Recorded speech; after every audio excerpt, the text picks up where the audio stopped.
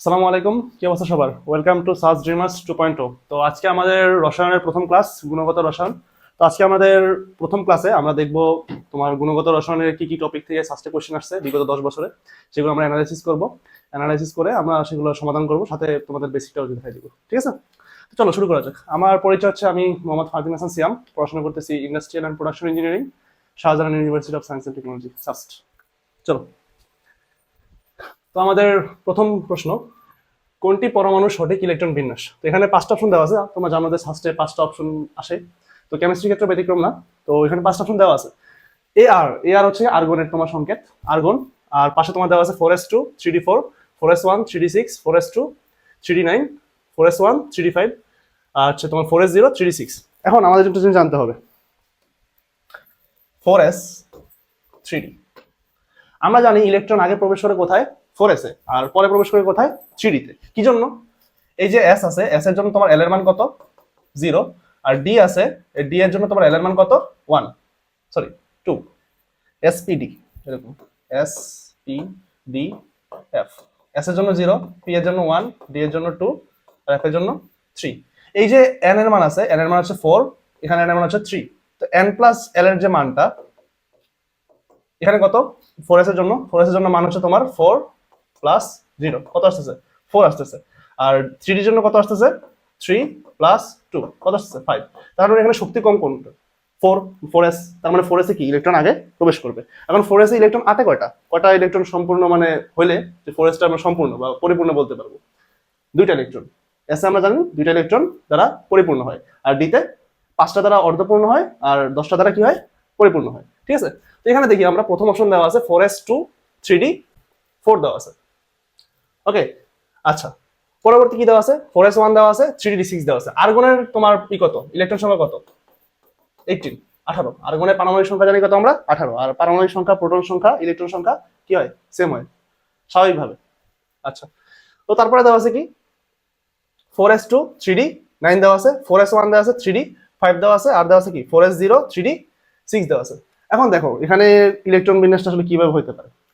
আর্গনের পরে 4s এ কি 2 আছে, যেখানে যেখানে 4s এ 2 আছে সেগুলো কি হইতে পারে? 4s2 ফিল আপ হওয়ার পর 3d টা ফিল আপ হবে। আচ্ছা, 4s1 এটা কি? বাদ। 4s1 এটা কি? বাদ। 4s0 এটা কি? বাদ। তার মানে হইতে পারে কোনটা? 4s2 4s2 এই দুইটা, আর 3d4 3d9 এই দুটার মধ্যে হইতে পারে। ঠিক আছে, এখন আমরা জানি যখন তোমার একটা ইলেকট্রন দিতে যায়, তখন যখন 4 থাকে তখন আমরা কি কি বলি? যে 4 থাকলে সেটা 5 হয়ে যাবে, আর 4s টা কি হয়ে যাবে? 1 হয়ে যাবে। এখানে কেমন দেখো তো, 4 এর সাথে কি আছে? 1 আছে, 3d কি আছে? 5 আছে। এখানে কি আছে? 9 আছে, আর এখানে 4 আছে। এটা কি হয়ে যাবে? 5 হয়ে যাবে। 5 হলে এখানে কি আসবে? 4s1 আছে, তাই না? 4s1 আছে। এখানে কি আছে? 9 আছে না? 9 থেকে কি হয়ে যাবে? 10 হলে, 10 হলে কি পূর্ণ হয়ে যাবে? তাহলে কি হবে? এটা 4s1 হবে, 3d10 হবে, তাই না? দেখো তো এখানে 4s1 3d10 কোন অপশন আছে? নাই। 4s1 3d5 আছে? আছে। কোথায়? কোন নাম্বারটা? আপনার অ্যান্সার কোনটা? কোন নাম্বারটা? যেটা তোমরা প্রথমে বাদ দিছিলে সেটাই অ্যান্সার। ঠিক আছে, আচ্ছা, সেকেন্ড কোশ্চেন। এটা হচ্ছে আমাদের দ্বিতীয় কোশ্চেন। লিথিয়াম 2+ আয়নের চতুর্থ শক্তি স্তর থেকে দ্বিতীয় শক্তি স্তরে একটি ইলেকট্রন ধাপান্তরিত হলে বিকিরণের তরঙ্গ দৈর্ঘ্য কত মিটার? ঠিক আছে, তো আমাদের তরঙ্গ দৈর্ঘ্য চাইছে। তো আমরা জানি এই ধরনের ম্যাথ আমরা কিতে পড়ছি? রিডবার্গ যে সমীকরণগুলো আছে সেখানে কিন্তু আমরা পড়ছি। রিডবার্গের যে সমীকরণ আছে সেটা কি? মানে তোমার যদি ইলেকট্রন এক শক্তি স্তর থেকে আরেক শক্তি স্তরে যায় তাহলে কি হবে? দেখো, ইলেকট্রন যখন একটা শক্তি স্তর থেকে আরেকটা শক্তি স্তরে যায় তখন সে কি করে? হয় শক্তি শোষণ করে, না হলে শক্তি বিকিরণ করে। এখন শক্তি শোষণ কখন হয় আর শক্তি বিকিরণ কখন হয় সেটা আমার জানতে হবে। মনে করো তুমি 10তলা থেকে নিচতলায় আসবা, ঠিক আছে, বা তুমি অনেক বড় লোক আছো, তুমি এখন মনে করো গরিব হবা, তাহলে তোমার কি করতে হবে? তোমার ধন সম্পদ সব কি করতে হবে? ত্যাগ করতে হবে। তার মানে তুমি যদি উচ্চ শক্তি স্তর থেকে নিম্ন শক্তি স্তরে আসতে চাও তাহলে তোমার কি করতে হবে? শক্তি বিকিরণ করতে হবে। আর তুমি যদি গরিব থেকে ধনী হতে চাও তাহলে কি করতে হবে? তোমার শক্তি শোষণ করতে হবে, তাই না? অনেক ধন সম্পদ লাগবে। আচ্ছা, এখানে জিনিসটা হচ্ছে এইভাবেই। দেখো, দেওয়া আছে চতুর্থ শক্তি স্তর থেকে দ্বিতীয় শক্তি স্তর আছে, মানে কি উচ্চ থেকে নিম্নতে আসছে। এখন উচ্চ থেকে নিম্নে আসতে মানে কি? শক্তি বিকিরণ হয়। আর আমরা জানি রিডবার্গের সমীকরণ আছে তোমার 1/λ is equal to RH 1/n low square minus 1/n high square. n low মানে কি? যে শক্তি স্তরটা নিম্ন, মানে এখানে কি দ্বিতীয় শক্তি স্তর, এটা হচ্ছে কি nl। আর যে nh এটা কোনটা? চতুর্থ শক্তি স্তর nh। ঠিক আছে, আর আর এইচ রিডবার্গ ধ্রুবক, এটার মান দেওয়া আছে এখানে তোমার, মানে মিটারে দেওয়া আছে। আর সাধারণত আমরা এটাকে এইভাবে বলি, আর এইচ এর যে মানটা সেটা হচ্ছে 10 96 78 সেন্টিমিটার ইনভার্স ওয়ান সম্ভবত। ঠিক আছে, এগুলো চেক করে নেবে একটু। আচ্ছা, তো আর এইচ এর মান দেওয়া আছে কত, 10 96 78। এটা যদি তুমি মিটার ইনভার্সে নাও তাহলে কি হবে 1.09678 ইন্টু 10⁻7 মিটার ইনভার্স ওয়ান। ঠিক আছে, এটা দেওয়া আছে কিন্তু একটা। আচ্ছা, এখন আমরা ম্যাথটা করি। 1/λ is equal to R H. আচ্ছা, এই যে ইকুয়েশনটা, এই ইকুয়েশনটা হচ্ছে তোমার কি হাইড্রোজেনের ক্ষেত্রে, আর আমাদের এখানে দেওয়া আছে কি তোমার লিথিয়াম আয়ন দেওয়া আছে। এখন লিথিয়ামের আয়নের ক্ষেত্রে কি লিথিয়ামের ভরটা ক্যালকুলেট করতে হবে, আর এই সমীকরণটা কিন্তু পূর্ণ রূপটা পায় হচ্ছে কি এখানে একটা জেড স্কোয়ার থাকে। ঠিক আছে, জেড স্কোয়ার থাকে। এই জেডটা মানে কি, জেডটা মানে হচ্ছে তোমার পারমাণবিক সংখ্যা। হাইড্রোজেনের ক্ষেত্রে কি জেডটার মান কত, 1, তো 1 স্কোয়ার মানে কত, 1ই। এই জন্য কিন্তু আমরা এখানে কিছু দেই না, জেড স্কোয়ার দেই না, কিন্তু আসলে কি এখানে একটা 1 আছে, 1 গুণাকারে আছে। বুঝতে পারছো? বাদ বাকি সমীকরণ same, 1 divide by nl square minus 1 divide by nh square. আচ্ছা করি।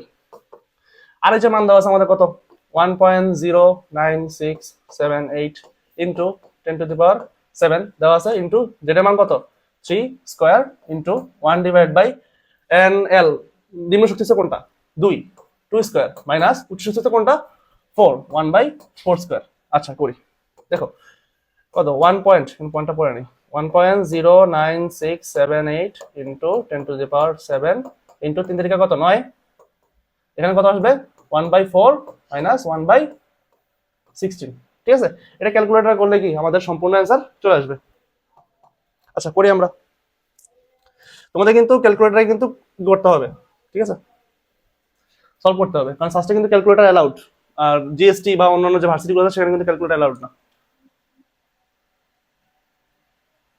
আচ্ছা ধরো কি দেওয়া আছে 1.09678 into 10 to the power minus, minus না sorry 10 to the power 7 into 9 into তোমার 1/4 আরে কি হয়ে গেছে এটা 10 টু দি পাওয়ার 7 নিচে নেই এখন গেছে, into 9 into 1/4 minus 1 divide by 16। Okay, কত আসছে আমাদের দিতে নেই 18.58 সামথিং সম্ভবত, নাকি 50 sorry 18.508 into 10 to the power 6 10 to the power 6। ঠিক আছে, এখন দেখো এটা আমার মান কিসের 1 ডিভাইড বাই ল্যামডার মান, তাই না? এখন আমার কি লাগবে, কিসের মান লাগবে, এটা হচ্ছে 1 ডিভাইড বাই ল্যামডার মান। আমার লাগবে কি ল্যামডার মান লাগবে আমাদের, তার মানে কি এখানে 1 ইনভার্স আছে, তাহলে কি করে দেবো আমরা ইনভার্স করে দিব ইজিলি। তাহলে কি করব 1 divide by 18.508 into 10 to the power 6, যদি আমি ভাগ করে দিই দেখো যে অ্যান্সারটা পাইছি 1 ডিভাইড বাই অ্যান্সার কত আসছে আমার 54 ইন্টু 10 ইনভার্স 9। দেখো 54 ইন্টু 10 ইনভার্স 9, তাই না? এখন একটা কথা দেখো এখানে কি আছে, দেখো 54 কয়টা আছে, মানে 5.4 আছে, 10 ইনভার্স 8 আছে, 5.4 10 ইনভার্স 15 আছে, তো কাছাকাছি কোনটা 5.4 ইন্টু 10 ইনভার্স 8। এখন কথা হচ্ছে এই কনভার্সনগুলো আমরা কেমনে করব। আচ্ছা দেখাই আমি তোমাদের কনভার্সনটা কেমনে করতে হয়। 54 ইন্টু 10 ইনভার্স 9 এটা মানে কি 54 উপরে নিচে কত 10 টু দি পাওয়ার 9, তাই না? এখানে কি করছে 5.4 করছে, তার মানে কি এটাকে 5.4 করতে গেলে কি করতে হবে আমার 10 দ্বারা ভাগ করতে হবে, 10 দ্বারা ভাগ করলে কি হবে 5.4 আসবে। এখন আমরা জানি যদি আমরা লবকে 10 দ্বারা ভাগ করি আমাদের কি করতে হবে হরকেও 10 দ্বারা ভাগ করতে হবে। যদি হরকেও 10 দ্বারা ভাগ করি তাহলে কি হবে 10 টু দি পাওয়ার 9 একটা দ্বারা ভাগ করছি 10 দ্বারা ভাগ করছি, তাহলে কি হবে 10 টু দি পাওয়ার 9 মাইনাস 1 কত থাকবে 5.4 ডিভাইড বাই 10 টু দি পাওয়ার 8, আর এই 8টা উপরে চলে আসবে, তাহলে কি হবে 5.4 ইন্টু 10 ইনভার্স 8, অ্যান্সার কি হবে তোমার মিটারে আসবে। অ্যান্সার কোনটা 5.4 ইন্টু 10 ইনভার্স 8। এটা কিন্তু না করে বলা যেত, কেন কেমনে, কারণ এই 10 ইনভার্স 15 কিন্তু অনেক উপরে মান, আর 5.4 তো এখানে আর কোথাও নাই, তার মানে ক খ বাদ ঘ উমোটা বাদ, আর বাদ বাকি গ আর ঘ থাকে, তাহলে গ আর ঘ থেকে যেটা কাছে এটা অ্যান্সার আমরা বলতে পারি, মানে কনফিডেন্স সহকারেই বলা যায়। ঠিক আছে, আচ্ছা আমাদের পরের প্রশ্ন 3 নম্বর কোশ্চেন বলছে হাইড্রোজেন পরমাণুর ইলেকট্রন দ্বিতীয় শক্তিস্তর থেকে প্রথম শক্তিস্তরে আসলে কত তরঙ্গদৈর্ঘ্যের রশ্মি বিকিরণ করে। এখন দেখো এই প্রশ্নটা আর আগের প্রশ্নটা কিন্তু পুরোপুরি সেম। এখন আমাদের সমীকরণটা কি ছিল? সমীকরণ ছিল আমাদের 1 divide by lambda is equal to RH, RH হচ্ছে রিডব্যাকের ধ্রুবক, into z square into 1 divide by NL square minus 1 divide by NH square, তাই না? তো আমাদের দেখো এখানে z এর মান কত বলছে কি হাইড্রোজেন পরমাণু, তো হাইড্রোজেনের z এর মান কত 1, তার মানে 1 স্কয়ার, 1 স্কয়ার মানে কত 1। আর সেম বাদ বাকি সব সেম, ক্যালকুলেশন কিন্তু সেম। NL মানে লো যে তোমার এটা আছে শক্তিস্তর, সেটা কোনটা? প্রথম শক্তিস্তরে আসছে, তাই না? তার মানে এটা কি NL। আর যে উচ্চ শক্তিস্তর আছে সেটা কোনটা? এই দ্বিতীয় শক্তিস্তর থেকে আসছে, তার মানে এটা কি NH। বাদ বাকি ক্যালকুলেশন পুরোপুরি সেম, তাই এটা করে দিলাম না, তোমরা এটা নিজে করবে ক্যালকুলেশনটা, ঠিক আছে? আচ্ছা, পরবর্তী প্রশ্ন 4 নম্বর প্রশ্ন আমাদের বলছে যে একটি মৌলের শেষ 3টি অরবিটালের ইলেকট্রন বিন্যাস দেওয়া আছে তোমার এটা 4p6 4d4 5s1 হলে মৌলটির পারমাণবিক সংখ্যা কত? আচ্ছা দেখো আমাদের কিন্তু একটা লাস্টের দিকে যে ইলেকট্রন কনফিগারেশন সেটা কিন্তু দেওয়া আছে, তার মানে আমাদের কি করতে হবে এর আগে যে ইলেকট্রন কনফিগারেশন গুলো আছে সেগুলো কিন্তু বের করতে হবে, যে 1s2 2s2 এগুলো করতে হবে। আমরা করি, আমরা চলো দেখো যদি আমরা করি এইভাবে 1s2 2s2। আচ্ছা তোমার একটা জিনিস জানো না আমরা কেমনে করতাম ইতে? এইভাবে করতাম না আমরা ছোটবেলায় 1s 2s 2p 3s 3p 3d 4s 4p 4d 4f, তাই না? আমরা এইভাবে করতাম, ঠিক আছে? তারপরে কি হবে 5s 5s, এভাবে আমরা ছোটবেলায় করতাম না? তারপরে কি করতাম এভাবে আর আরই করতাম, এভাবে করে এভাবে করে বের করতাম, তাই না? কোনটা ইলেকট্রন আগে প্রবেশ করে সেটা বোঝা যেত। দেখো 1s এ প্রথম আগে প্রবেশ করবে, তারপর 2s, তারপর 2p, তারপর 3s 3p 4s 3d 4p 5s, বুঝা গেছে? এটা কিন্তু আমরা আগে করতাম। আর এটা এইভাবে করা যায় ss ps ps dps dps fdps fdps এইভাবে করা যায়, ঠিক আছে?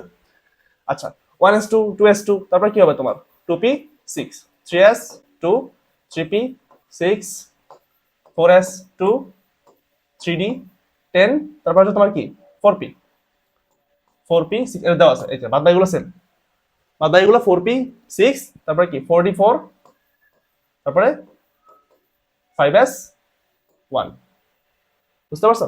আচ্ছা 4d4 এটা কিন্তু পরে, আগে কিন্তু 5s এ ঢুকবে তারপরে কিন্তু 4d তে ঢুকবে ইলেকট্রন, বুঝতে পারছো? আমি যে n+l রুলস দিয়ে করলে কিন্তু বোঝা যায় যে কোনটা ইলেকট্রন প্রবেশ করবে। তো 4d তে পরে প্রবেশ করবে, আগে কিন্তু 5s এ প্রবেশ করবে। ওকে, আচ্ছা দেখো এখানে তাহলে কি হইতেছে, ব্যাপারটা কি হইতেছে এখানে ইলেকট্রন এখানে কয়টা 6টা 4টা 10টা আর একটা কয়টা 11টা, মোট 11টা। তো এখানে 11টা 4p অবধি কয়টা ইলেকট্রন 11টা, ঠিক আছে? 4p অবধি ইলেকট্রন কয়টা 11টা, 11টা না 6 10 11, হ্যাঁ 11টা ইলেকট্রন। ওকে 6 10 আর 11টা, তাহলে আগে কয়টা ইলেকট্রন আছে 10 2 12 6 18 2 20 26 2 28 আর 2 30, তার মানে 30 ছিল এখানে আর 11টা ওখানে, 30 + 11 কত 31, তার মানে এখানে ইলেকট্রন সংখ্যা কত 31টা। আর আমরা জানি যে স্বাভাবিক অবস্থায় বা উত্তেজিত অবস্থা বাদে তাপমাত্রা কিছু দেই না আমি, নরমাল যে টেম্পারেচার সেই টেম্পারেচারে তার ইলেকট্রন সংখ্যা প্রোটন সংখ্যা পারমাণবিক সংখ্যা কি হবে সেম হবে। তো এখানে কি চাইছে আমার পারমাণবিক সংখ্যা চাইছে, তো আসছে কত আমাদের 31 না, এটা 41 হবে, সরি এটা কি হবে 41 হবে। আমাদের অ্যান্সার কি গ নাম্বারটা 41, ক্লিয়ার? আচ্ছা তো যাই আমাদের পরেরটা যাই। আমাদের পরের প্রশ্ন কোন কোয়ান্টাম NLMS সংখ্যার বিন্যাস সম্ভব না, মানে কোন কোয়ান্টাম সংখ্যা যেটা আছে যেগুলো বিন্যাসটা আছে বিন্যাসটা সম্ভব না। এখন দেখো এই বিন্যাসের ক্ষেত্রে আমাদের কয়েকটা জিনিস মনে রাখতে হবে। এই বিন্যাসের ক্ষেত্রে তোমার কখনো n = l, সরি ছোট হাতের l হবে, l হতে পারবে না, হতে পারবে না, ক্লিয়ার? আর m এর মান হবে হচ্ছে তোমার 0 আর ±l, 0টা এক্সট্রা আর ±l হবে, বুঝতে পারছো? এই দুটো ফর্মুলা মনে রাখলে কিন্তু তোমার বলতে গেলে এটা করা যায়। আর একটা হচ্ছে তোমার যে টা কি হবে ±হাফ, অন্য কোনো কিছু হইতে পারবে না, ±হাফ বাদে হয় +হাফ হবে নাহলে -হাফ হবে বা দুইটাই হবে, ঠিক আছে? স্পিন কোয়ান্টাম সংখ্যা বলে এটাকে কে। আচ্ছা তো দেখি আমরা এই শব্দগুলো কোথায় মানতেছে না, বলছে বিন্যাস সম্ভব না, এটা খেয়াল রাখবা, সম্ভব না প্রথম অপশন দেখেই জায়গায় দিবা না, তাহলে কিন্তু হবে না, অনেক সময় ভুল হয়ে যেতাম, ঠিক আছে? আচ্ছা 4 2 -3, এই দেখো তো প্রথমটাই তো ভুল, স্পিন কোয়ান্টাম সংখ্যা কিন্তু ঠিক আছে, n এর মানে কোনো তারতম্য নেই। আর এখানে বলছি কি আমি n আর l সমান হইতে পারবো না, দেখো তো n মান কত 4, আর এল এর মান কত 2, তাই না? সমান না। আরেকটা জিনিস, এল এর মান সবসময় কি হবে, এন থেকে ছোট হবে, এটা মনে রাখবা। এল এর মান কি হবে সবসময় এন থেকে ছোট হবে। অন্যটা কালার নিয়ে আমি, এটা পিঙ্ক না, ওকে আচ্ছা ঠিক আছে। এল এর মান সবসময় এন থেকে ছোট হবে। তা দেখো ছোট আছে না, আছে।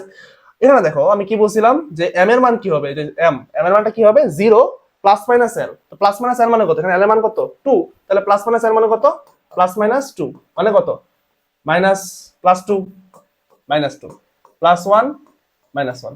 প্লাস মাইনাস 2 অবধি হবে, কিন্তু 0 থেকে প্লাস মাইনাস 2 অবধি। 0 পরে কি হয় 1 হয়, তারপর 2 হয়, এইভাবে কিন্তু হবে। ওকে, এমন না যে 0 আর প্লাস মাইনাস 2 মানে কি প্লাস 2 মাইনাস 2, প্লাস 1ও কিন্তু মাঝখানে আসবে, কারণ 0 আর 2 এর মাঝখানে কিন্তু 1 আছে। ওকে, দেখো এখানে কিন্তু -3 আছে, তো এখানে কি -3 আছে কোথাও, পুরো একটা জায়গায় কি -3 আছে কোথাও, -3 নাই। তার মানে কি এটা, এখানে প্রথম অপশন যেটা আছে সেটা কি, এই যে -3 এটা হবে না। -2 থাকলে কিন্তু এটা ছোট হইতো, তার মানে এটা কি, এটা ভুল। তার মানে অ্যান্সার কোনটা, ক নাম্বারটা। ক্লিয়ার? আচ্ছা, আমাদের পরবর্তী প্রশ্ন। আমাদের পরবর্তী প্রশ্ন হচ্ছে, একটি জলীয় দ্রবণে আর্জেন্টাম নাইট্রেট, এজি নাইট্রেট বা AgNO3, মানে এটা তোমাকে বলা হয় সিলভার নাইট্রেট। আর সিলভারে তোমার যেহেতু ল্যাটিন নাম হচ্ছে আর্জেন্টাম, তো আর্জেন্টাম যোগ করলে সাদা অদক্ষেপ পড়ে। আচ্ছা, যা HNO3 নাইট্রিক অ্যাসিড এ অদ্রবণীয়, কিন্তু অ্যামোনিয়াম হাইড্রোক্সাইডে সহজে দ্রবণীয়। তাহলে ওই দ্রবণে কোন আয়ন উপস্থিত? এই যে টপিকটা আছে, এই টপিকটার নাম হচ্ছে তোমার আয়ন শনাক্তকরণ। এই টপিকটা সাধারণত শর্ট সিলেবাসে থাকে না। গুণগত রসায়ন যখন শর্ট সিলেবাস থাকে, তখন কিন্তু এই টপিকটা কিন্তু শর্ট সিলেবাসে থাকে না। আচ্ছা, তো শর্ট সিলেবাসে যখন থাকে না, তখন কিন্তু ম্যাক্সিমাম স্কিপ করে। কিন্তু গুণগত রসায়নের one of the most important topic হচ্ছে কি তোমার আয়ন শনাক্তকরণ। ঠিক আছে, আয়ন শনাক্তকরণ থেকে কিন্তু কোশ্চেন থাকেই, কোনো না কোনো ভার্সিটিতে কোশ্চেন আসবে। সাস্টে কিন্তু তার ব্যতিক্রম না, সাস্টে কিন্তু কোশ্চেন আসছে, আরো কিছু কোশ্চেন সম্ভবত আছে। ঠিক আছে, তো কি বলছে, একটি জলীয় দ্রবণে AgNO3 মানে সিলভার নাইট্রেট যোগ করলে সাদা অদক্ষেপ পড়ে। আচ্ছা, যা HNO3 তে অদ্রবণীয়, এটা কি অ্যাসিড না? আর এটা কি বেজ না? এই NH4OH অ্যামোনিয়াম হাইড্রোক্সাইড বেজ না? এ সহজ দ্রবণীয়। ওই তাহলে ওই দ্রবণে কোন আয়ন উপস্থিত? আচ্ছা দেখো, আমরা যখন তোমরা এই ল্যাবরেটরিতে কোনো করবা, এক্সপেরিমেন্ট করবা, তোমাদের কিন্তু আয়ন শনাক্তকরণ কিন্তু প্র্যাকটিক্যাল করানো হয়। ঠিক আছে, যারা শর্ট সিলেবাস পড়ছে তাদের হয়তো করানো হয়েছে কি হয়েছে না জানি না, তো প্র্যাকটিক্যাল করানো হয়। তোমরা দেখবা যখন তোমার সিলভার নাইট্রেট তোমার একটা প্রথমে একটা দিবে, আননোন তোমাকে একটা দিবে, কি বলে দ্রব দিবে। তো ওই দ্রবটাকে তুমি কি করবা, প্রথমে দ্রবটার সাথে কি যে ডিস্টিল ওয়াটার আছে সেই ওয়াটারটা মিশাবা। ডিস্টিল ওয়াটার মানে কি, যে ওয়াটারে, যে পানিতে তোমার কোনো নেই, আয়ন নাই, পজিটিভ আয়ন নাই। ঠিক আছে, কোনো আয়ন থাকে না। তো যখন তুমি মিশাবা, তারপরে তুমি কি করবা, সেটার সাথে HCl যোগ করবা। মনে করো তোমাকে দিল লেড ক্লোরাইড দিল, সাপোজ তোমাকে লেড ক্লোরাইড দিল, বা তোমাকে আমি বললাম যে AgCl দিল, আর্জেন্টাম ক্লোরাইড দিল। এই বিক্রিয়াটা কিভাবে হয় আমি সেটা বলতেছি। AgCl দিল, ঠিক আছে, তারপর তুমি সেটা কি করলা, HCl করলা। HCl যুক্ত করার পর তারপর তুমি কি করলা, সেটাকে মনে করো আর্জেন্টাম নাইট্রেট দিল, নাইট্রেটকে তুমি HCl যুক্ত করলে কি হবে, তোমার সেখানে তোমার মনে করো যে একটা তলানি পড়ে যাবে। তুমি সেটাকে সেন্ট্রিফিউজ মেশিনে দিবা। তো সেন্ট্রিফিউজ মেশিনে দিলে কি হবে, একদম যে ভিতরে যে দ্রবীভূত যে অংশটা আছে সেটাও কিন্তু তোমার নিচে চলে আসবে, তলানি আকারে চলে আসবে। তারপর সেটা তুমি তাপ দিবা, তাপ দিলে সেটা কি হবে যাবে, গলে যাবে, তাই না? তাপ দিলে সেটা কি হবে, গলে যাবে। তারপরে যখন তুমি সেটাকে তুমি NH3 তে যুক্ত করবা, না তাপ দিলে কিন্তু সেটা গলবে না। কারণ গলবে না কি জন্য, যদি গলতো তাহলে কিন্তু সেটা কি অন্য একটা হয়ে যেত, মানে তোমার আয়ন উপস্থিত থাকতো, সেটা হচ্ছে লেড। কিন্তু সেখানে কি আর্জেন্টাম আছে আর ক্লোরিন আছে, সেটা বোঝানোর জন্য তোমার কি হয়, সেটা গলে না। আর যখন তোমার এইটা দেবা, তারপর সাথে তুমি যদি অ্যামোনিয়া যুক্ত করো, অ্যামোনিয়া যখন যুক্ত করবা তখন কিন্তু সেটা কি গলে যাবে। তখনই বোঝা যায় যে সেখানে উৎপন্ন হয় তোমার AgCl, যেটার বর্ণ হচ্ছে তোমার সাদা, নিচে একটা সাদা বর্ণের অদক্ষেপ থাকে, সেটাকে কি বলা হয় তোমার AgCl। তো তখনই বোঝা যায় যে এটার মধ্যে ক্লোরিন আয়ন আছে আর আর্জেন্টাম প্লাস আয়ন আছে। বুঝতে পারছো, এর আনসার কি Cl মাইনাস। তো এইভাবে কিন্তু করা হয়, সেটা কিন্তু HNO3 এর সাথে কিন্তু বিক্রিয়া করে না। এই যে অ্যামোনিয়ার হাইড্রোক্সাইডটা আছে, সেটা একটা দ্রবণ থাকে, সেখানে কিন্তু তোমার এই দ্রবণটার মধ্যে অ্যামোনিয়া থাকে, পানি থাকে, আর সাথে তোমার অ্যামোনিয়াম হাইড্রোক্সাইডও থাকে। বুঝতে পারছো, একসাথে কিন্তু তিনটাই থাকে। তো এই যে তোমার এটা আছে AgCl, এটা কিন্তু তোমার পানিতে দ্রবণীয় না, আমরা জানি সেটা, কিন্তু NH3 তে দ্রবণীয়। NH3 কি একদম ক্ষার, তার মানে এই যে AgCl যেটা আছে সেটা কিন্তু তোমার আর্জেন্টাম ক্লোরাইড বা সিলভার ক্লোরাইড যেটা আছে সেটা কিন্তু তোমার NH3 বা ক্ষারে কিন্তু দ্রবণীয়। বুঝতে পারছো? আচ্ছা ঠিক আছে, আমাদের পরবর্তী প্রশ্ন। একটি প্লাটিনাম তার ঘন HCl এ ভিজিয়ে পরীক্ষণীয় লবণের একটি দানা তাতে লাগিয়ে বুনসেন বার্নারের দ্বীপের জারণ শিখায় ধরালে দ্বীপ শিখায় বর্ণ খালি চোখে ইটের মতো লাল ও ব্লু গ্যাস দিয়ে দেখলে সবুজ বর্ণের দেখা যায়। তো এই দীপশিখাটির বর্ণ কোন মৌলের বৈশিষ্ট্য? আচ্ছা দেখো তো, এটা হচ্ছে তোমার কি, আমরা যে পড়ি না যে বুনসেন মানে শিক্ষা পরীক্ষায় যে বর্ণগুলো আছে সেই বর্ণগুলো কিন্তু আমাদের লাগে। এই যে এখানে এখানে সোডিয়াম আছে, সোডিয়াম যে বর্ণটা দেয় সেটা হচ্ছে তোমার সোনালী হলুদ। এই মনে রাখতে হবে, এগুলো মুখস্থ থাকতে হবে। সোনালী হলুদ। পটাশিয়াম যে বর্ণটা দেয় সেটা হচ্ছে তোমার বেগুনি। বেগুনি। ক্যালসিয়াম যে বর্ণটা দেয় সেটা হচ্ছে তোমার ইটের মতো লাল। ইটের মতো লাল। আর কপার যে বর্ণটা দেয় সেটা হচ্ছে তোমার কি নীলাভ সবুজ। নীলাভ সবুজ। ক্লিয়ার? তার মানে এখানে ইটের মতো লাল পাইছে। ইটের মতো লাল কে দেয়? তোমার ইটের মতো লাল বর্ণ দেয় হচ্ছে তোমার দেখছি আমরা কি ক্যালসিয়াম। ক্লিয়ার? আচ্ছা ঠিক আছে, পরবর্তী প্রশ্ন। এই মানগুলো এগুলো কিন্তু মনে রাখতে হবে তোমার, এই যে কোনটা কোন রং দেয়। ঠিক আছে, শিক্ষা পরীক্ষা। আচ্ছা, পরবর্তী প্রশ্ন। কোন মিশ্রণের একটি তরল উপাদানকে তাপ প্রয়োগে বাষ্পে পরিণত করে ওই বাষ্পকে শীতল ও ঘনীভূত করে আবার তরলে পরিণত করে মিশ্রণ থেকে পৃথক করার প্রক্রিয়া কি বলা হয়? দেখো তোমাদের চ্যাপ্টারে যে চ্যাপ্টার আছে গুণগত রসায়ন, এই গুণগত রসায়নের লাস্টের দিকে তোমার অনেকগুলো নিষ্কাশন পদ্ধতি দেওয়া আছে। দ্রাবক নিষ্কাশন, ক্রোমাটোগ্রাফি, কেলাসন, পাতন, অনেক কিছু দেওয়া আছে, আংশিক কেলাসন দেওয়া আছে। তো এই যে পদ্ধতিগুলো আছে পদ্ধতিগুলো জানা লাগবে। ঠিক আছে? আর এই যে প্রক্রিয়াটা আছে তোমার কি বলা হয়? তরল উপাদানকে তাপ প্রয়োগ করে বাষ্পে পরিণত করা হয়। ওই বাষ্পটাকে আবার কি করা হয়? ঠান্ডা করা হয়। শীতল শীতল মানে কি ঠান্ডা করা হয়, ঠান্ডা করে ঘনীভূত করা হয়। ঘনীভূত করলে তোমার কি মিশ্রণ থেকে পৃথক করার যে প্রক্রিয়া সেটাকে কি বলা হয়? পাতন বলা হয়। ঠিক আছে? ঊর্ধ্বপাতন জিনিসটা কি? আমরা জানি না ঊর্ধ্বপাতিত অনেক পদার্থ আছে না, যেমন আয়োডিন, আয়োডিন আছে, গ্যাস আছে, এটা কিন্তু ঊর্ধ্বপাতিত পদার্থ। তারপরে নিশাদল আছে, তাই না? অ্যামোনিয়াম ক্লোরাইডকে নিশাদল বলা হয় কি। নেপথালিন আছে। তো এই যে এগুলো আছে এগুলো কি হয়? মানে ডিরেক্ট কঠিন থেকে বাষ্প হয়ে যায়। এগুলো কিন্তু মাঝখানে যে কঠিন থেকে তরল হয় সেটা কিন্তু হয় না। যেমন আমরা যদি বরফকে তাপ দিই, বরফ কি হবে? কঠিন থেকে তরল হবে, বরফ থেকে পানি হবে, পানি থেকে কি হবে? জলীয় বাষ্প হবে। কিন্তু এই যে অ্যামোনিয়াম ক্লোরাইড আছে, নিশাদল আছে, যে আছে তোমার নেপথালিন আছে, এগুলো কিন্তু কি হয়? তোমার ডিরেক্ট তোমার কঠিন থেকে একদম বাষ্প চলে যায়। ঠিক আছে? আচ্ছা, তো এটা হচ্ছে পাতন আর ওটা হচ্ছে ঊর্ধ্বপাতন, যেটা বললাম। আচ্ছা, ক্রোমাটোগ্রাফি কি? পৃথকীকরণ পদ্ধতি।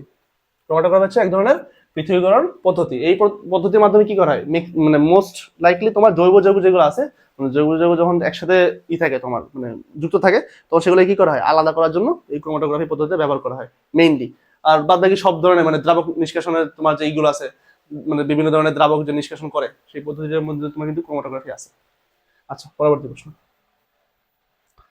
পানিতে NaCl এর দ্রাব্যতা দেওয়া আছে তোমার 36। একটি পাত্রে 200 গ্রাম জলীয় দ্রবণে 50 গ্রাম লবণ মিশ্রিত আছে। আচ্ছা, দ্রবণে কিন্তু খেয়াল রেখো, দ্রবণে 50 গ্রাম লবণ মিশ্রিত আছে। দ্রবণটিকে সম্পূর্ণ করতে আর কত গ্রাম সম্পৃক্ত করতে আর কত গ্রাম লবণ যোগ করতে হবে? আচ্ছা, বুঝলাম। তো আমাদের কি বলে দিচ্ছে? দ্রাব্যতা বলে দিচ্ছে। এখন আসলে কথা হচ্ছে কি, দ্রাব্যতা জিনিসটা কি? প্রতি 100 গ্রাম দ্রাবকে যত গ্রাম দ্রবীভূত থাকে তাকে কি বলা হয়? দ্রাব্যতা বলা হয়। দেখো এখানে বলা আছে কত? 36, দ্রাব্যতা 36। তার মানে কি প্রতি 100 গ্রাম দ্রবে কত গ্রাম দ্রব আছে? 36 গ্রাম দ্রব আছে। আচ্ছা লিখি, 100 গ্রাম দ্রাবকে দ্রব আছে, আচ্ছা কত গ্রাম? 36 গ্রাম। ওকে, 1 গ্রামে কত আছে?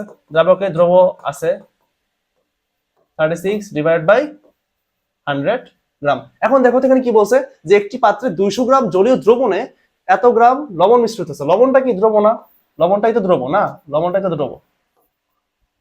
কোনো কালে নেই। আচ্ছা, লবণটাই তো দ্রব, এই যে লবণটা এটা দ্রব। আর এখানে কি বলছে? 200 গ্রাম সাথে কি আছে? দ্রবণে। আমাদের লাগবে কি? দ্রাবক। আমরা জানি দ্রবণ ইজ ইকুয়াল টু দ্রাবক প্লাস দ্রব। আমাদের দেওয়া আছে কি? দ্রবণ দেওয়া আছে, দ্রব দেওয়া আছে, আমরা লাগবে কি? দ্রাবক। তাহলে দ্রাবক ইজ ইকুয়াল টু কি হবে? দ্রাবক ইজ ইকুয়াল টু দ্রবণ মাইনাস দ্রবণ। দ্রবণ দেওয়া আছে কত? 200 গ্রাম। 300 লিখে বলতেছি। 200 গ্রাম মাইনাস তোমার কত? 50 গ্রাম। 50 গ্রাম কত থাকতেছে? 150 গ্রাম। ঠিক আছে? তাহলে আমাদের এখন 150 গ্রামে কতটুকু থাকা উচিত, কতটুকু থাকলে সম্পৃক্ত হবে? যেহেতু দ্রাব্যতা আছে, দ্রাব্যতা কিন্তু সম্পৃক্ত দ্রবণ ছাড়া হয় না। তো যেহেতু দ্রাব্যতা আছে তার মানে কি করতে হবে? আমাদের সম্পৃক্ত মানটা বের হবে। আর সেই দেখবো সেই মানটা এটা থেকে কতটুকু বেশি বা কম। যেহেতু বলছে যোগ করতে হবে, তার মানে কি অবশ্যই মানটা বেশি আসবে। আচ্ছা দেখি তাহলে কি হবে? 150 গ্রাম দ্রাবকে দ্রব আছে কত? 36 ইন্টু 150 ডিভাইড বাই 100। বুঝা গেছে? আচ্ছা এই মানটা ক্যালকুলেশন আমরা করি একটু। মোড ডিভাইশন, ওকে এই ভাষা নেই, কাজ করতেছে না গেলে। আরে আচ্ছা কি হচ্ছে এটা, 36 ইন্টু 150 ডিভাইড বাই কত 100, কত আসছে 54। এই তো পেয়ে গেছি আমরা, দাঁড়াও এক সেকেন্ড, আমাদের কত আসছে স্যার 54 গ্রাম। দেখো দেওয়া ছিল কত 50 গ্রাম, তাহলে আমাদের এক্সট্রা লাগবে কত, যোগ করতে হবে কত, যোগ করতে হবে কত যোগ করতে হবে আমাদের 54 মাইনাস 50 এত গ্রাম, কত গ্রাম 4 গ্রাম। এটা তো 4 গ্রাম অপশন আছে কিনা, এই তো আছে। ঠিক আছে, সহজ না? সহজ। পরবর্তী প্রশ্ন আমাদের, এবি যৌগের, এখানে এম দেওয়া আছে মানে কি তোমার ভরটা দেওয়া আছে, এম কত দেওয়া আছে তোমার, সরি আণবিক ভরটা দেওয়া আছে, এম ইজ ইকুয়াল টু 140 দ্রবণে দ্রাব্যতা গুণাঙ্ক মানে আমাদের কেএসপি দেওয়া আছে, কেএসপি দেওয়া আছে এত দেওয়া আছে, ফলে যৌগটির দ্রাব্যতা কত, আমাদের দ্রাব্যতা চেয়েছে। এখন একটা জিনিস দেখো কেএসপি কি, কেএসপি হচ্ছে তোমার একটা জিনিসের জিনিস বলতে কি, একটা দ্রবণে তোমার দ্রাব্যতা গুণফল, আর কেআইপি কি একটা দ্রবণের আয়নিক গুণফল। এই দ্রাব্যতা গুণফল আর আয়নিক গুণফল কিন্তু আমাদের জানতে হবে, ঠিক আছে? আচ্ছা এখানে দ্রাব্যতা গুণফল দেওয়া আছে, কি দেওয়া আছে এবি যৌগ, তো আমরা দেখি এবি যে যৌগটা, এই যৌগটা ভাঙে কিভাবে, কিভাবে ভাঙে, এ প্লাস প্লাস বি মাইনাস, তাই না?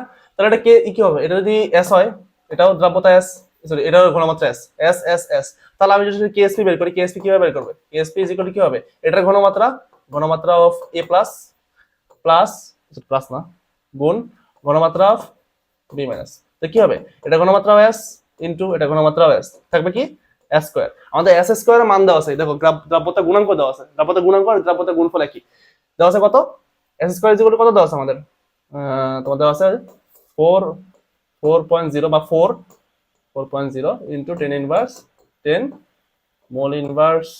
মোল স্কয়ার লিটার ইনভার্স 2। তাহলে আমি যদি কি স্কয়ারটাকে ই করি মানে রুট করি, তাহলে কি আসবে, এস ইজ ইকুয়াল টু আসবে তোমার 2 আসবে, এখানে রুট করলে 2 আসবে, আর 10 ইনভার্স কত আসবে 5 আসবে। কিভাবে, কারণ এটা উপরে চলে যাবে আর ভাগ হলে কি হবে, ইনভার্স হয়ে যাবে আর 5 হয়ে যাবে, ঠিক আছে? তাহলে ঠিক মতো লিখি, ওকে।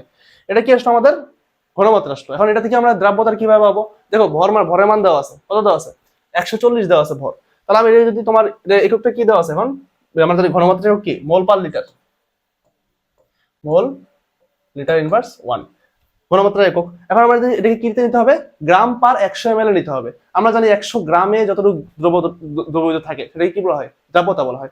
তাহলে আমরা যদি নেই, দেখো এর সাথে কি গুণ করতে হবে আমাদের, আণবিক ভরটা গুণ করতে হবে, তাহলে কি এটা গ্রাম পার লিটারে আসবে, আর গ্রাম পার লিটার থেকে আমরা গ্রাম পার মিলিলিটারে নিব। দেখো তাহলে কি আসতেছে 2 ইন্টু 10 ইনভার্স 5 ইন্টু কত আসছে আমাদের 140, 140, দেখো 140 দুগুণে কত 280, 280 ইন্টু 10 ইনভার্স 5, ঠিক আছে তাই না, 10 ইনভার্স 5। দেখো এর নিচে কি আছে লিটার আছে, মানে এটা ডিভাইড বাই লিটার মানে 1 লিটার, ঠিক আছে? আমরা জানি 1 লিটার সমান কত, আমরা জানি 1 লিটার সমান 1000 মিলিলিটার। তাহলে আমি যদি এখানে নিয়ে আসি কি হবে, দেখো 280 ইন্টু 10 ইনভার্স 5 ডিভাইড বাই কি আসতেছে আমাদের 1000 মিলিলিটার আসতেছে, 1000 মিলিলিটার, 1 লিটার সমান 1000 মিলিলিটার, আর উপর আমাদের কি আছে গ্রাম আছে, এটা কিন্তু গ্রামে, ঠিক আছে গ্রাম পার মিলিলিটার। আচ্ছা এখন আমরা যদি 1000 কে মানে আমাদের 100 রাখতে হবে কিন্তু নিচে, তাহলে আমাদের কি একটা শূন্যকে কি করতে হবে উপর দিয়ে উপরে নিতে হবে। তাহলে যদি আমরা এটা করি কি করতে হবে 280 ইন্টু 10 ইনভার্স 5, এখন আমার নিচে কি করতে হবে 10 দ্বারা ভাগ করতে হবে, যদি 10 দ্বারা ভাগ করি এখানে কিন্তু 10 দ্বারা ভাগ করলে কি 10 ইনভার্স 6 হয়ে যাবে, আর এখানে কি হবে তোমার 100 হয়ে যাবে। দেখো এটা আছে কোনো কোথাও, এই যে 2.8 আমরা যদি করি এটাকে দেখো কিভাবে করবো, নিচে 100 তো আছে এটা বাদ, এটা গ্রাম পার 100 মিলিলিটার ml, আর এটাকে আমরা কিভাবে কি করবো দশমিক আনবো ইনটু 10 ইনভার্স 6। আমি আগে কি শিখেছিলাম 2.8 আছে, প্রথমে এটা বাদ এটা বাদ এটা বাদ, এই তিনটা বাদ বাদ আছে কোনটা ক নাম্বারটা আর নিও নাম্বারটা, ঠিক আছে ইও নাম্বারটা।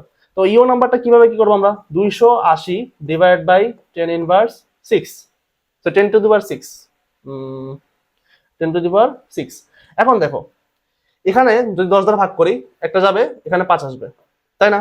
এখানে যদি আমি 2.8 আনি মানে 10 দ্বারা ভাগ করি, এখানে কি আসবে 10⁴ আসবে। তার মানে কি 2.8 ইন্টু 10⁻⁴ আসবে। এটা হচ্ছে অ্যান্সার। তোমরা যদি মনে করো যে মুখে মুখে না করতে পারো যে 2 ঘর যখন বামে আসবে তখন এখানে 2 কমবে, মানে মাইনাস থাকলে 2 কমবে, মানে 6 ছিল -4 আসবে, 2.8 ইন্টু 10⁻⁴ আসবে। আর যদি তোমার মনে করো যে বাড়তো তাহলে কি হইতো, ডান দিয়ে যেত। ঠিক আছে, আচ্ছা আমাদের এটা এখানে এই পর্যন্ত। তারপরে তোমার পরে প্রশ্ন, হাইড্রোজেন পরমাণুতে লাইমেন সিরিজের একটি ইলেকট্রন n = 6 থেকে বিকিরিত হয়ে, লাইমেন সিরিজ না, আমরা কি জানি লাইমেন বামার, লাইমেনের মান কত, n এর মান কত, n এর মান হচ্ছে 1, তার মানে এটা কি n লো, n লো এর মান কত 1, আর n হাই এটার মান দেওয়া আছে কত তোমার 6। ঠিক আছে, বাদ বাকি সব সেম সেম ক্যালকুলেশন নিজে করার ব্যাপারটা। ঠিক আছে, সার্চ এটা 15-16 আসছে, সেম প্রশ্ন, দেখো 3 বার আসছে কিন্তু একটা প্রশ্ন, মানে এই একই টাইপের, তার মানে এই টাইপটা কি ইম্পর্টেন্ট, মনে রাখবা এটা ইম্পর্টেন্ট টাইপ। এখান থেকে একটা ম্যাথ আসার সম্ভাবনা খুব বেশি, জিএসটি তো আসছিল। ঠিক আছে, আচ্ছা পরবর্তী প্রশ্ন, ম্যাগনেসিয়াম হাইড্রোক্সাইডের দ্রাব্যতা গুণাঙ্ক দেওয়া আছে তোমার এত, এটার পিএইচ দেওয়া আছে, এখন বলছে দ্রবণে ম্যাগনেসিয়াম 2+ এর ঘনমাত্রা কত মোল পার লিটার। আচ্ছা ঘনমাত্রা একক মোল পার লিটার সেটা আমরা জানি। এখন ম্যাগনেসিয়াম হাইড্রোক্সাইড কিভাবে ভাঙবে দেখো, ম্যাগনেসিয়াম হাইড্রোক্সাইড, তাই না? আচ্ছা এখান থেকে কি উৎপন্ন হবে, ম্যাগনেসিয়াম 2+ প্লাস 2OH মাইনাস, ওকে 2OH মাইনাস। এখন আমরা যদি এখানে কেএসপি বাই করি, কেএসপি বাই করলে কি হবে, কেএসপি যদি বাই করি আমরা কি আসবে Mg2+, আর এখানে কি আসবে OH মাইনাস স্কয়ার, যেহেতু দুই আছে, দুই মোল আছে। ঠিক আছে, এখন আমাদের কেএসপি, আমাদের এখানে কি লাগবে ম্যাগনেসিয়াম, OH মাইনাস এর কি লাগবে ঘনমাত্রা লাগবে। এখন OH মাইনাস এর ঘনমাত্রা আমরা কই থেকে পাবো, আমাদের উপায় আছে OH মাইনাস এর ঘনমাত্রা পাওয়ার আছে, দেখো তো কোথায় আছে। যদি ম্যাগনেসিয়াম 2+ এর ঘনমাত্রা আমাদের লাগবে, তার মানে আমাদের OH মাইনাস এর ঘনমাত্রা লাগবে, আর তোমার মানে জানতে হবে। আর কেএসপি দেওয়া আছে আমাদের, ওই যে কেএসপি দেওয়া আছে কত 2 × 10⁻11। ওকে, আমাদের কি দেওয়া আছে পিএইচ দেওয়া আছে, কারণ দেখো তো পিএইচ থেকে আমরা কি OH মাইনাস এর ঘনমাত্রা বের করতে পারি না, পারি। কিভাবে বের করতে হবে, আমাদের পিএইচ থেকে আগে পিওএইচ বের করতে হবে। আমরা কি জানি pH plus pOH is equal two কি 14, তাহলে আমাদের পিওএইচ কিভাবে বের করব, pOH is equal two 14 minus pH, তাই না? তাহলে 14 মাইনাস পিএইচ এর মান কত 10, কত আসছে আমাদের 4 আসছে 4। এখন আমাদের পিওএইচ মানে আমরা কি জানি minus log of OH minus আয়নের ঘনমাত্রা, তাহলে আমাদের OH মাইনাস আয়নের ঘনমাত্রা কি আসবে, আমাদের এন্টি লগ নিয়ে কি আসবে 10⁻4 আসবে। ঠিক আছে, এত মোল পার লিটার, মোল পার লিটার। ওকে, কি আসছে 10⁻4। তাহলে আমরা যদি OH মাইনাস আয়নের ঘনমাত্রা বসাই তাহলে কি আসবে, ম্যাগনেসিয়াম সরি Mg2+ এর ঘনমাত্রা আমরা যদি বের করি কি আসবে KSP divide by OH minus square. তাহলে আমাদের KSP মান কত আসছে আমাদের, দেখো 2 × 10⁻11, OH মাইনাস এর ঘনমাত্রা কত 10⁻4 স্কয়ার। ঠিক আছে, এটা মান কত সময় দেখতে হবে একটু, আমরা যদি একটু করি ক্যালকুলেশন করি, দেখো আমাদের ক্যালকুলেটর কই, হ্যাঁ চলে গেছে, দাঁড়াও তো এক সেকেন্ড, ক্যালকুলেটর এই তো,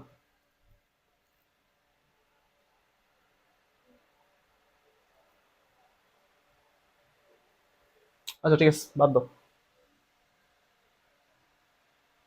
আচ্ছা ওকে ওকে, এবার আমরা করি ক্যালকুলেশন। আমাদের ক্যালকুলেশনটা কি, ক্যালকুলেশন হচ্ছে আমাদের 2 × 10⁻1 হয়েছে, আরে 10⁻11 ডিভাইড বাই 10⁻4 স্কয়ার, দেখি কত আসে 1 ডিভাইড বাই 500, কত আসছে আমার 2 × 10⁻3, 2 × 10⁻3, এটার সাথে কি আমাদের ম্যাগনেসিয়াম 2+ এর ঘনমাত্রা কত মোল পার লিটার, মোল পার লিটারে করে আসছে, মোল পার লিটার। 2 × 10⁻3 মানে কত, 2 এর আগে 3টা শূন্য, 0.0002, দেখো তো কোথায় আছে 0.002, তিনটা না 3টা শূন্য হবে 0.02, মানে 3 ঘর আগে দশমিক হবে তোমার। ঠিক আছে 1 2 3, হ্যাঁ ঠিক আছে এটা, ওকে 0.002। আচ্ছা পরবর্তী কোশ্চেন যাই আমরা। 100 ml জলীয় দ্রবণে কিছু আয়োডিন দ্রবীভূত আছে। CCl4 দ্বারা জলীয় দ্রবণটি থেকে শতকরা 90% আয়োডিন নিষ্কাশন করা গেল CCl4 এ ও পানিতে বন্টন গুণক করতে লাগবে না। বন্টন গুণকে ম্যাথ লাগবে না, এটা তোমাদের নাই, থাকে না, আসবে না, ঠিক আছে, লাগবে না। ওকে, আচ্ছা, পরবর্তী প্রশ্ন। হাইড্রোজেন পরমাণু চতুর্থ শক্তিস্তর থেকে তৃতীয় শক্তিস্তরে আগত ইলেকট্রনের বিকিরিত, সেম প্রশ্ন। চতুর্থ থেকে কত আছে? তৃতীয়। এটা কি? NH, এটা কি? NL। আর তোমার রিডবার্গের ধ্রুবকের মান তো জানো। RH এর মান কি? RH ইজ ইকুয়াল টু 10 96 78 দশমিক, এখানে একটু দশমিক আসবে, into 10 to the power 7 metre plus 1। ঠিক আছে? আচ্ছা, এক সেকেন্ড, কি হলো এটা?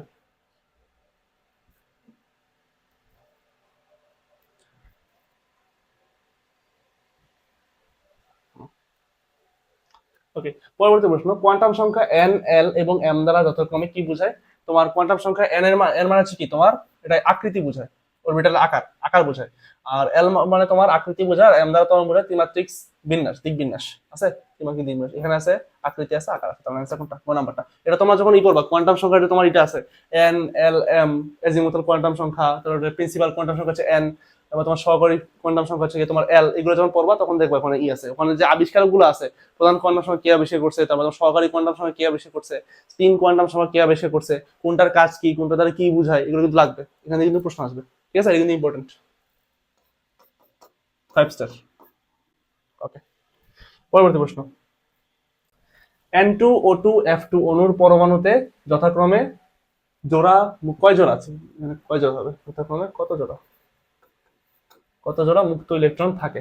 দেখো, মুক্ত ইলেকট্রন মানে কি? Lone pair. আর যেগুলো তোমার ইয়ে থাকে, বন্ধনা থাকে, সেগুলো কি? বন্ড পেয়ার, মানে বন্ধন আবদ্ধ। এখানে কি N2 বলছে, মানে নাইট্রোজেন, দুটো নাইট্রোজেন। নাইট্রোজেনের ক্ষেত্রে আমরা কি জানি? আমরা যদি আঁকি, নাইট্রোজেনের কত পারমাণবিক সংখ্যা? কত? 7, তাই না? তাহলে প্রথম থাকবে কয়টা? দুইটা।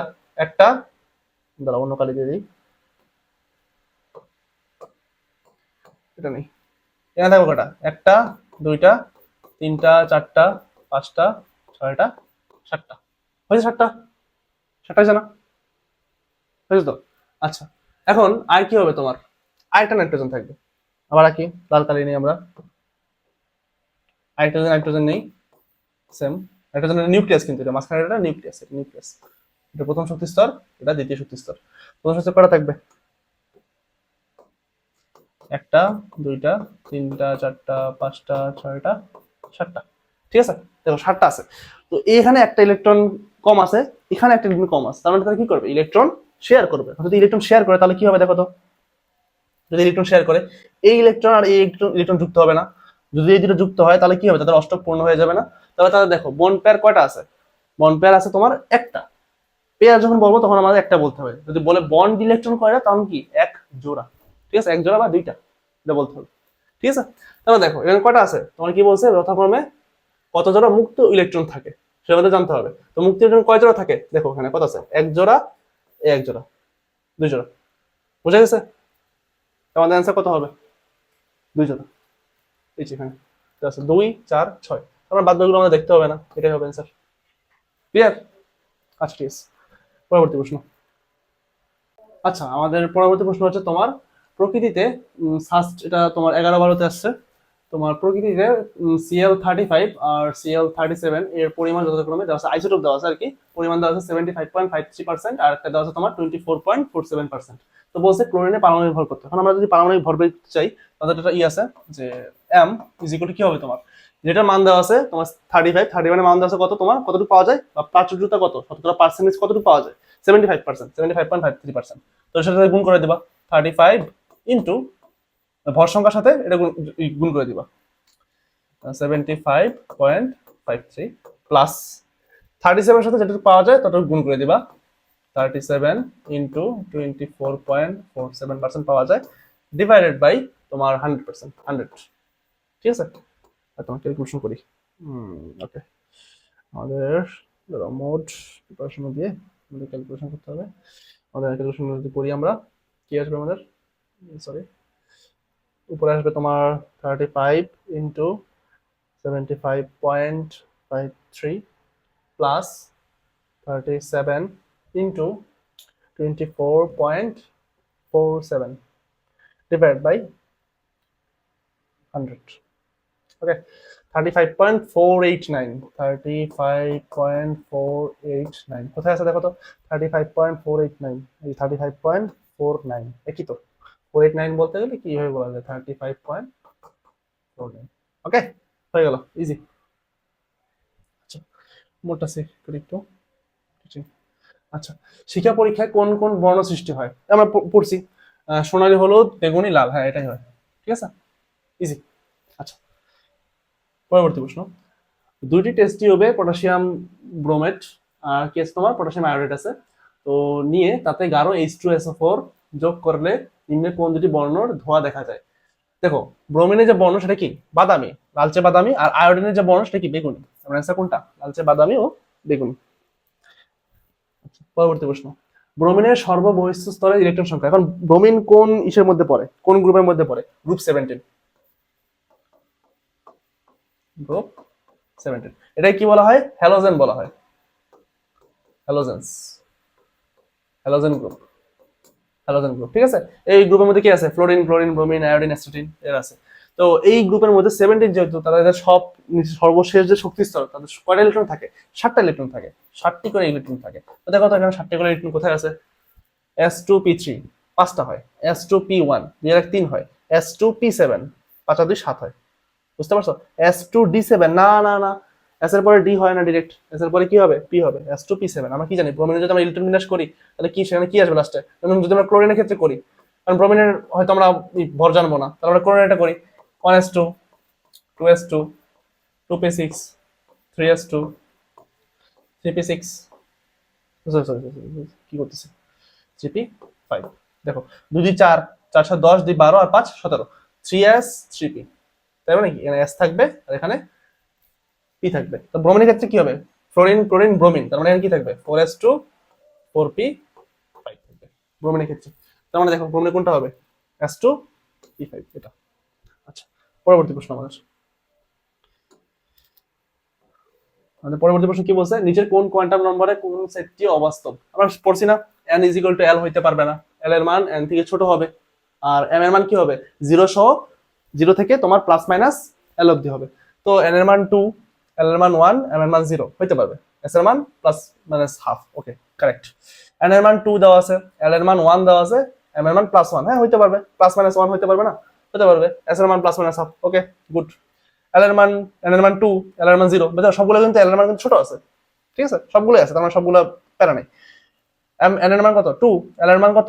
0, এম এর মান 0 হইতে পারবে। হ্যাঁ, এল এর মান 0 হলে কি এম এর মধ্যে 0 হবেই, 0 তো আছে। এস এর মান প্লাস মাইনাস হাফ। ওকে, খ নাম্বারটা দেখো, n = 2, l = 0, কিন্তু m = +1 সম্ভব না, কারণ এখানে প্লাস মাইনাস l হইতে হবে। প্লাস মাইনাস l মানে কত? প্লাস মাইনাস 0, তা 0 এর উপরে যেতে পারবে না। 0 প্লাস দেওয়া যা, মাইনাস দেওয়া কি কথা? 0 তো 0ই। +1 কেমনে হবে? হইতে পারবে না, তার মানে অ্যান্সার কোনটা? এটা এখানে কি বলছিল? অবাস্তব। এটা মনে রাখতে হবে, কোনটা সম্ভব, সম্ভব না, কোনটা বাস্তব, কোনটা অবাস্তব, সেটা খেয়াল রাখতে হবে। আচ্ছা, পরবর্তী প্রশ্ন। হাইড্রোজেন পরমাণুর ইলেকট্রন এক শক্তিস্তর থেকে আরেক শক্তিস্তরে স্থানান্তরিত হওয়ায় বামার সিরিজ সৃষ্ট বর্ণালী তরঙ্গদৈর্ঘ্য এত। আচ্ছা, সেম প্রশ্ন, এটাও করবা। HW এক টাইপের ম্যাথ কয়বার আসছে দেখছো? একটা টাইপ করলে কি বাদ বাকি সবগুলো টাইপ কিন্তু কভার হয়েছে। বুঝতে পারছো? সেম কিন্তু শক্তি স্তর তরঙ্গ দৈর্ঘ্য দেওয়া আছে, তোমার আরেকটা শক্তি স্তরে তরঙ্গ দৈর্ঘ্য বের করতে হবে। সব জায়গায় বলে তরঙ্গ দৈর্ঘ্য বের করতে, এখানে কি বলছে? তরঙ্গ দৈর্ঘ্য মান দেওয়া আছে, বলছে কোন শক্তি স্তরে কোন শক্তি স্তরে গেছে। তাহলে কি বের করবা? NH আর NL এর মান বের করবা। ওকে, আচ্ছা, পরবর্তী প্রশ্ন। একটি জলীয় দ্রবণে অ্যামোনিয়াম অক্সালেট দ্রবণ যোগ করলে সাদা অধক্ষেপ পড়লো। ওই অধক্ষেপ এসিটিক অ্যাসিডে অদ্রবণীয়, কিন্তু জলীয় HCl এর দ্রবণীয়। জলীয় দ্রবণতে কোন ধাতুর আয়ন বিদ্যমান? এটা কি তোমার আয়ন শনাক্তকরণ। আর তোমার বলছে কি অ্যামোনিয়াম অক্সালেট, অ্যামোনিয়াম অক্সালেট দিয়ে একটা ক্যাটায়ন শনাক্ত করা যায়, এর মধ্যে সেটা হচ্ছে তোমার ক্যালসিয়াম। মনে রাখবা, ক্যালসিয়াম দুইভাবে শনাক্ত করা যায়। সেই শনাক্ত না, শনাক্ত করা যায় তোমার অ্যামোনিয়াম অক্সালেট দিয়ে। ঠিক আছে, NH4 COO, সরি এটা এভাবে না লিখে এইভাবে লিখতে হয়। ক্যালসিয়াম শনাক্ত যে করে, তোমার শনাক্তকরণ যেটা আছে সেটা হচ্ছে কি COOC NH4, সম্ভবত এইভাবে COO NH4, এটা তোমার অ্যামোনিয়াম অক্সালেট। এটা দ্বারা কি করা হয়, শনাক্ত করা হয়। আরেকটা লিখে দিই আমি, আরেকটা হচ্ছে তোমার ammonium NH4 2 CO3 ammonium carbonate, ঠিক আছে। ওকে, এটা দ্বারা কি করা হয়, শনাক্ত করা হয়, শনাক্তকরণ, শনাক্তকরণ, শনাক্তকরণ। আর এটা দ্বারা কি করা হয়, নিশ্চিতকরণ, নিশ্চিতকরণ, ঠিক আছে। তো তোমাদের যদি বলা হয় যে ক্যালসিয়াম শনাক্তকরণ করা হয় কি দ্বারা, অ্যামোনিয়াম অক্সালেট। আর যদি বলা হয় যে ক্যালসিয়াম তোমার নিশ্চিতকরণ কি দ্বারা করা হয়, অ্যামোনিয়াম কার্বনেট। ওকে, আচ্ছা, এটা করে ক্লিয়ার। পরবর্তী প্রশ্ন, নিম্নের কোন সালফেটের পানিতে দ্রাব্যতা সবচেয়ে কম? Barium sulphate. বেরিয়াম সালফেট পানিতে দ্রবণীয় হয়ই না, তার মানে কি সবচেয়ে কম বলতে কি দ্রবণীয় হয় না, এটা কি সবচেয়ে কম, তার মানে কোনটা, বেরিয়াম সালফেট। ক্যালসিয়াম সালফেট এটা কি হালকা হয়, স্বল্প দ্রবণীয়। আচ্ছা, পরেরটা, নিউক্লিয়াসের ব্যাসার্ধ নিচের কোনটির পর্যায়ভুক্ত? 10^15, এটা মুখস্থ মান, মনে রাখবা। ওকে, আচ্ছা, এই যে তোমার এই মানটা আছে 10^15, এটা কিন্তু তোমার বইয়ে যে প্রথম দিক দিয়ে আছে, যে রাদারফোর্ডে যে তোমার পরমাণুর যে মডেলটা আছে, তারপরে তোমার এই যে মডেলটা দেওয়া আছে, যে নিউক্লিয়াসের যে পরীক্ষাটা করছিল আর কি রাদারফোর্ড, তো ওইখানে কিন্তু দেওয়া আছে তোমার 10^15 দেওয়া আছে, ঠিক আছে। ওই জায়গাটা পড়তে হবে, ইনফরমেশন পড়তে হবে। তো আমাদের সাস্টের যে কোশ্চেনগুলো আছে সেগুলো কিন্তু আমরা মোটামুটি সলভ করে ফেলছি, 10-11 বছর যা আসছে আর কি সলভ করছি। এখন আমরা দেখবো যে বইয়েটা কি প্রশ্ন আসছে, দেখি সাস্টের সাথে কোরিলেট করতে পারি কিনা, বা সাস্ট থেকে কঠিন আসছে না সাস্ট থেকে সহজ আসছে। আচ্ছা, নিম্নের কোন যুগল একে অপরের আইসোবার? দেখো তো আইসোবার চিনো কিনা, আমরা আইসোটোপ পড়ছি না, আমরা কয়েকটা জিনিস পড়ছি, দেখো তো কি কি পড়ছি আমরা। আমরা পড়ছি আইসোটোপ, আইসোটোপ, আমরা আইসোটোন পড়ছি, আইসোটোন। আমরা কি পড়ছি, আইসো ইলেকট্রন পড়ছি আমরা, আমরা আইসো বার পড়ছি। দেখো আইসো মানে কি, আইসো মানে হচ্ছে তোমার সমান বা সেম, সেম কি সেম, টোপ পতে কি বোঝায়, প্রোটন বোঝায়, তার মানে তার প্রোটন সংখ্যা কি হবে, সেম হবে, বুঝা গেছে। আইসোটোপে প্রোটন সংখ্যা সেম কিন্তু ভর সংখ্যা বা নিউট্রন সংখ্যা ভিন্ন ছিল। আর আইসোটোন নতে কি হবে, নিউট্রন, মানে নিউট্রন সংখ্যা সেম। আইসো ইলেকট্রন বলা আছে ইলেকট্রন সংখ্যা সেম। আইসো বার, বার মানে কি ভর সংখ্যা সেম, ভর সংখ্যা সেম হবে, চেঞ্জ হবে কোথায়, চেঞ্জ হবে তোমার পারমাণবিক সংখ্যায়। ওকে, দেখো তাহলে দেখো এখানে কোথায় কি আছে। প্রথমটা দেখো, আর্গন দেওয়া আছে 1840, পটাশিয়াম দেওয়া আছে 1040। আচ্ছা, তাদের কি দেখো ভর কিন্তু সেম আছে, তার মানে কি তাদের পারমাণবিক সংখ্যা আলাদা, তার অ্যান্সার কোনটা, ক নাম্বারটা, ঠিক আছে। না ঠিক নাই, কেন ঠিক নাই, কেন ঠিক নাই, দেখো তো এটা বইটা প্রশ্ন তাই না, তোমার তো এমনি দিয়ে দেবে না, মুয়া দিয়ে দেবে না। 23-24 আসছে, ক নাম্বারে দিয়ে দিছে এই অপশনটা, তো খুব ভালো লাগতেছে, আরে মিলে গেছে এটা অ্যান্সার। কিন্তু না, পটাশিয়ামে কি কত, পারমাণবিক সংখ্যা কত, 10, পটাশিয়াম পারমাণবিক সংখ্যা 10 নাকি, না, পটাশিয়াম কত 19, তো পটাশিয়াম কত 19, এখানে কত 39, তাই না, তার মানে এটা কি হবে না, কোনটা হবে, এই দেখো ক্যালসিয়াম 20-40, আর্গন 18-40, এটা হবে অ্যান্সার। কারণ কি আর্গনের ভর তোমার হচ্ছে 40 আর আর্গনের পারমাণবিক সংখ্যা কত 18, দুটোই ঠিক আছে। ওকে, আচ্ছা আমাদের অ্যান্সার কোনটা হবে, গ নাম্বারটা হবে। পরবর্তী প্রশ্ন, হাইড্রোজেন পরমাণুর একটি ইলেকট্রন প্রথম শক্তি স্তর থেকে দ্বিতীয় শক্তি স্তরে গেলে, শক্তি দরে না শক্তি স্তরে, শক্তি স্তর, সরি স্তর তো এরকম না,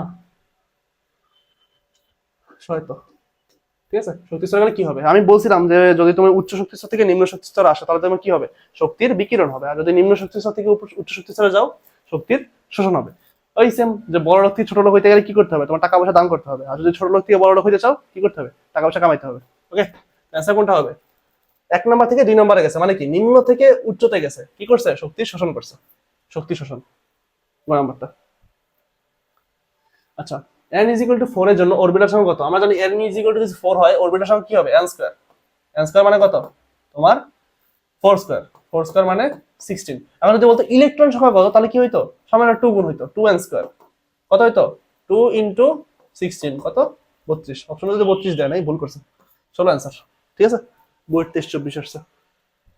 পরবর্তী প্রশ্ন, আর্সেনিকের n = 3, l = 1 এর জন্য কতটি ইলেকট্রন আছে, দেখো তো এগুলো কি উপশক্তি স্তর না। তো বলছে উপশক্তি স্তরে ইলেকট্রনের জন্য আমরা যে সূত্রটা জানি, ইলেকট্রন সংখ্যার জন্য সূত্র জানি কি, সেটা কি 2 × 12 + 1। আর উপশক্তি স্তরে অরবিটাল সংখ্যার জন্য সূত্র কি, সবই থাকবে খালি 2 থাকবে না, ওইটার ক্ষেত্রেও সেম। শক্তি স্তরে অরবিটাল সংখ্যা কি n স্কয়ার, শক্তি স্তরে তোমার ইলেকট্রন সংখ্যা কত 2n স্কয়ার। ঠিক আছে, বাই করি আমরা। এর মান দেওয়া আছে কত 1 দেওয়া আছে, 2 × 1 + 1। এখন দেখো তো এখানে কি আগে গুণের কাজ হবে না যোগের কাজ হবে? অবশ্যই গুণের কাজ হবে আগে। 2 × 1 মানে কত 2 + 1 কত 3, 2 × 3 কত আসছে 6 আসছে। আচ্ছা কত 6 নাম্বারটা ইজি। হ্যাঁ, পরবর্তী প্রশ্ন, ইউভি রশ্মি দ্বারা জাল টাকা শনাক্তকরণে কি করা হয়? প্রতিপ্রভা। প্রতিপ্রভা তোমার ইউভিতে কি ইউজ হয়? ফসফর ইউজ হয়। ঠিক আছে, এই ফসফর যখন ইউজ হয় তোমার তখন কি হয়? ইলেকট্রন একটা শক্তিস্তর থেকে অন্য শক্তিস্তরে যায়, তখন কি হয়? শক্তির বিকিরণ ঘটে বা শক্তির শোষণ ঘটে, যেটাই ঘটে। ঠিক আছে, শক্তির রূপান্তর ঘটে আর কি। এই যে শক্তির যে পরিবর্তনটা হয় এই কারণে কি হয়? তোমার একটা বিকিরণ সৃষ্টি হয়। এই বিকিরণ যে বর্ণালীটা সৃষ্টি হয়, এই বর্ণালীর কারণে কি হয়? তোমার যেই জিনিসটা তৈরি হয় সেটার নাম হচ্ছে প্রতিপ্রভা বা ফ্লুরোসেন্স। ফ্লোরোসেন্স। ঠিক আছে, আচ্ছা পরবর্তী প্রশ্ন। আর তোমার যে আমরা জাল টাকা শনাক্তকরণে কিন্তু এই যে ইউরেশি ব্যবহার করে লেখাই আছে এখানে, এটা কিন্তু ভালো একটা ইম্পর্টেন্ট এমসিকিউ। আর প্রতিপ্রভা যেহেতু আছে, অনুপ্রভা নামে একটা জিনিস আছে, সেটা কিন্তু আমরা পড়ছিলাম রাদারফোর্ডে যে তোমার পরীক্ষাটা করছে আলফা কণা বিচ্ছুরণ পরীক্ষা, সেখানে কিন্তু অনুপ্রভা আছে। ঠিক আছে, অনুপ্রভা ওই যে তোমার ইলেকট্রন গুলো যে হিট করে, হিট করলে কিন্তু তখন কিন্তু অনুপ্রভা সৃষ্টি হয়। ঠিক আছে, আচ্ছা দুটো কিন্তু আলাদা। ওখানে লেখা আছে জিঙ্ক সালফাইড যে পর্দা আছে, জিঙ্ক সালফাইড, সেটা কিন্তু অনুপ্রভা সৃষ্টি করে। আচ্ছা পরবর্তী আমরা বুটেক্সের প্রশ্ন নিছি, ভারী পানির সংকেত কোনটা? আমরা জানি দেখো হাইড্রোজেনের আইসোটোপ কয়টা? হাইড্রোজেনের আইসোটোপ, আইসোটোপ তোমরা জানি না, একটু আগে বলছিলাম প্রোটন সংখ্যা সেম, ভর সংখ্যা আলাদা। হাইড্রোজেনের আইসোটোপ হচ্ছে তোমার তিনটি। একটা নাম হচ্ছে প্রোটিয়াম, একটা নাম হচ্ছে তোমার ডিউটেরিয়াম, আর একটা নাম হচ্ছে তোমার ট্রিটিয়াম। ঠিক আছে, তো প্রোটিয়ামকে কি বলা হয়? হাইড্রোজেনের প্রথম আইসোটোপ বলা হয় protium. Protium, deuterium,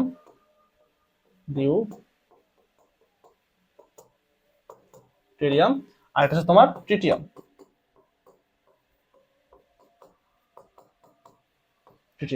clear? Protium আমরা যে নর্মাল যে পানি বলি না, এই যে H2 আছে না, এটা কিন্তু প্রোটিয়ামের অক্সাইড। ঠিক আছে, প্রোটিয়ামের অক্সাইডকে কি বলি আমরা? নর্মালি পানি বলি। ডিউটেরিয়ামের যে অক্সাইডটা আছে D2O, এটাকে বলি আমরা ভারী পানি। ভারী পানি, এই যে D2O, এটা হচ্ছে ভারী পানি। আর ট্রিটিয়ামের যে অক্সাইডটা আছে T2O, এটাকে আমরা বলি অতি ভারী পানি। অতি ভারী পানি, ভারী পানি। এটা কিন্তু তোমার কবির স্যারের বই আছে, এটা কিন্তু তোমার হাজারি স্যারের বই পাবা না। হাজারি স্যারের বই পাবা না, ঘুঘু স্যারের বইও না, এটা কবির স্যারের বই আছে। ঠিক আছে, আচ্ছা পরবর্তী প্রশ্ন, একে অপরের আইসোটোন কোনটি? আইসোটোন মানে কি বলছি আমরা? নিউট্রন সংখ্যা সমান হইতে হবে। দেখো তো বিয়োগ করো, 12 থেকে 6 বাদ দিলে কত থাকে? 6 থাকে। 14 থেকে 6 বাদ দিলে কত থাকে? 8 থাকে। হবে না। 14 থেকে 6 বাদ দিলে কত থাকে? 8 থাকে। 16 থেকে 8 বাদ দিলে কত থাকে? 8 থাকে। আইসোটোন হয়ে গেছে। ঠিক আছে, নিউট্রন সংখ্যা সমান। ও শেষ আমাদের আজকের ক্লাস এই পর্যন্তই। যদি কোথাও কোনো কিছু না বোঝো তাহলে আমাদের কি করবা? কমেন্টে জানাবা, বা আমাদের যে টেলিগ্রাম গ্রুপ আছে সেখানে মেসেজ দিবা। ঠিক আছে, মেনশন দিয়ে মেসেজ দিবা। চেষ্টা করবা নিজেরা সলভ করার জন্য, নিজেদের যে সলভিং ক্যাপাবিলিটি সেটা বাড়ানোর চেষ্টা করবা। একজন যদি কোনো প্রশ্ন দেয় যে সলভ করে দিতে, তাহলে চেষ্টা করবা যে সলভ করে দেওয়ার জন্য। ঠিক আছে, যদি তুমি পারো চেষ্টা করো প্র্যাকটিস করার জন্য, যে যাতে তোমার নিজের যে প্র্যাকটিসটা আছে সেটা যাতে বাড়ে, তোমার নিজের যে ফ্লুয়েন্সি আছে প্র্যাকটিসের সেটা যেন বাড়ে। ঠিক আছে, আর কেউ কোশ্চেন দিল আমি পারি না, আমি করলাম না, বসে থাকলাম, তাকে সহায়তা করলাম না, ভাইরা তো আছে, ভাইরা সলভ করে দিবে, এরকম যাতে না হয়। নিজের চেষ্টা করবা যাতে সলভ করতে পারো, আরেকজনের হেল্প করতে পারো। আরেকজনের হেল্প করলে কি আল্লাহ তোমার হেল্প করবে। ঠিক আছে, তো আজকের ক্লাস এই পর্যন্তই। যদি কোথাও কিছু না বুঝতে পারো ঠিক ওই যে গ্রুপে জানাবা, সবাই চেষ্টা করবো হেল্প করার জন্য। ভালো থাকো সবাই, আল্লাহ হাফেজ।